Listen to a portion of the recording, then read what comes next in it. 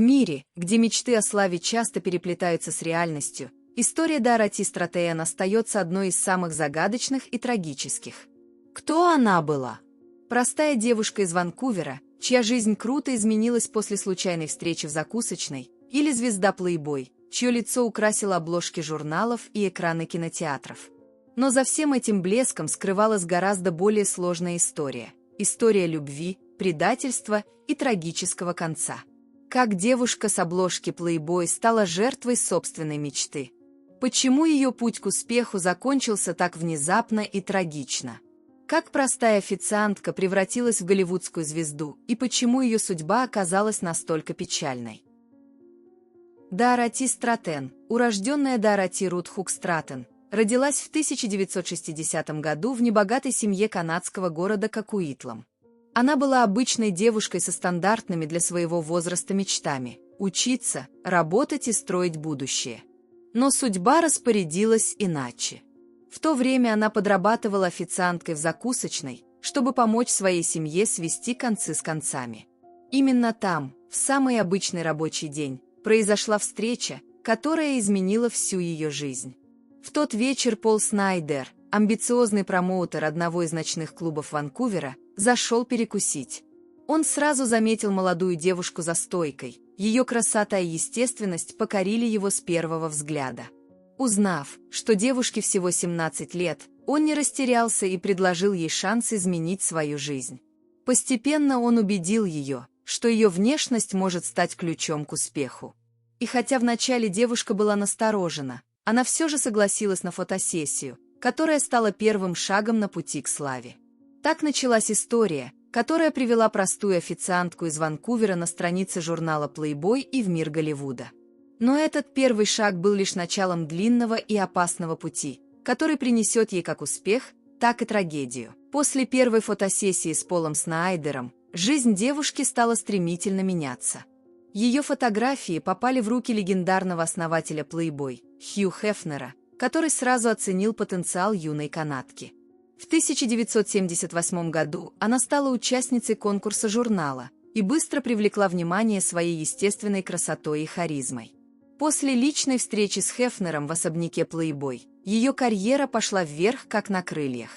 В августе 1979 года она получила титул «Подруга месяца» в журнале Playboy, что открыло перед ней двери в мир Голливуда. Она переехала в Лос-Анджелес вместе со своим мужем Полом Снайдером, который продолжал выступать в роли ее агента и продюсера. Однако уже вскоре девушка стала строить свою карьеру самостоятельно.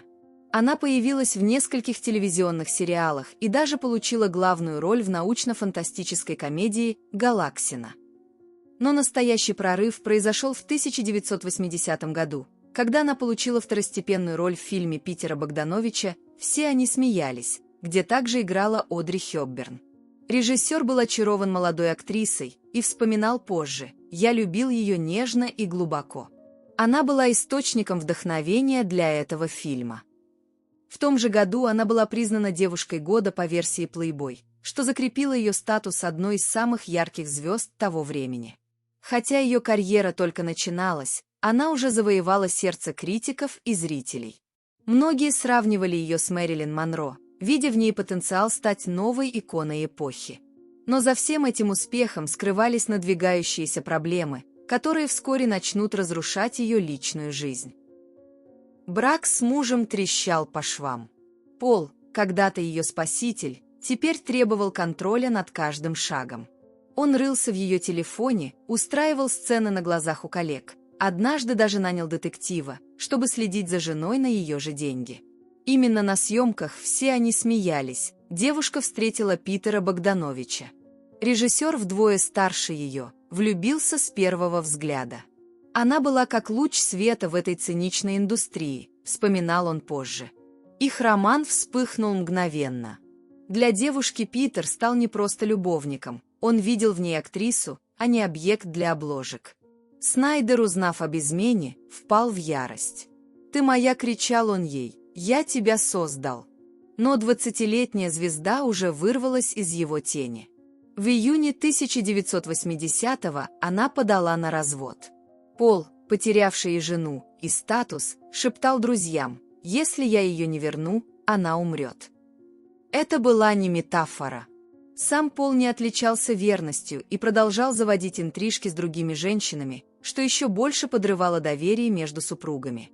Коллеги девушки недоумевали, почему Пол позволяет себе флиртовать с ними, когда дома его ждала одна из самых красивых женщин-плейбой. Однако девушка уже понимала, что их отношения давно исчерпали себя. Она видела, что Пол использует ее только как пропуск в мир Голливуда, где он так и не смог найти себя. К лету 1980 года Дороти Стратен была на пике, обложки журналов, съемки с легендами, любовь режиссера-гуру. Но за этим фасадом скрывался кошмар. Пол Снайдер, некогда ее промоутер, теперь жил на ее деньги, пил и угрожал.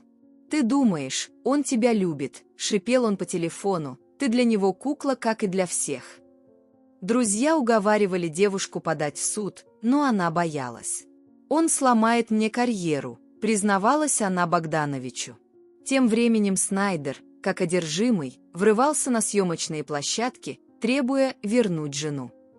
Однажды он устроил сцену прямо перед Одри Хёпберн, крича, что его жена продала душу ради славы.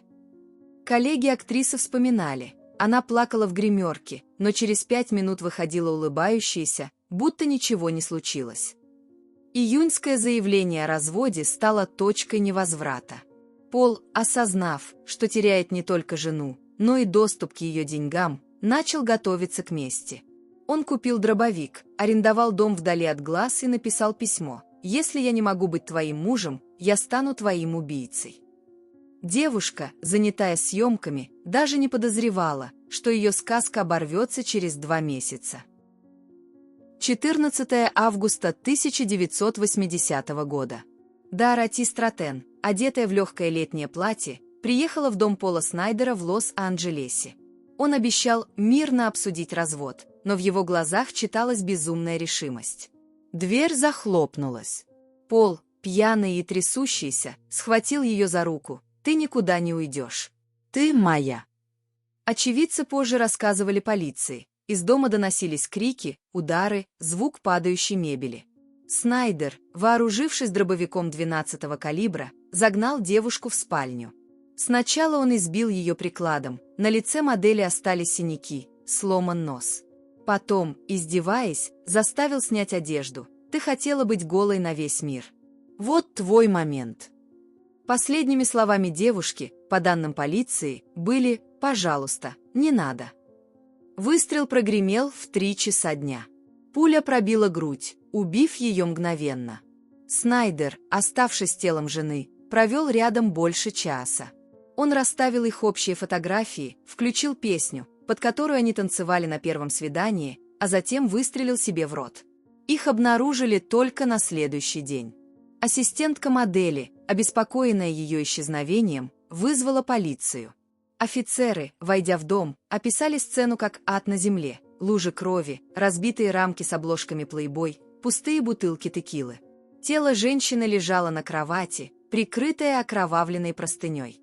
Хью Хефнер, узнав о трагедии, закрылся в своем кабинете на сутки. Он не плакал, он просто повторял: «Это моя вина», — вспоминал его ассистент. Питер Богданович, идентифицировавший тело возлюбленной, позже признавался: «Я видел, как он ее изуродовал». Это был не выстрел, это была казнь. Но даже смерть не освободила Дороти от эксплуатации. Через 8 лет Богданович женился на ее сестре Луизе, которая в день свадьбы была одета в платье Дороти. «Он заставлял меня красить волосы в блонд и говорить, как она», призналась Луиза в интервью 1995 года. Ее история стала зеркалом для Голливуда. В 2022 году в сериале «Добро пожаловать в Чиппендейлс» Дороти снова ожила, красивая, наивная, обреченная. А мы все задаемся вопросом: сколько еще единорогов должны умереть, чтобы индустрия перестала видеть в женщинах расходный материал?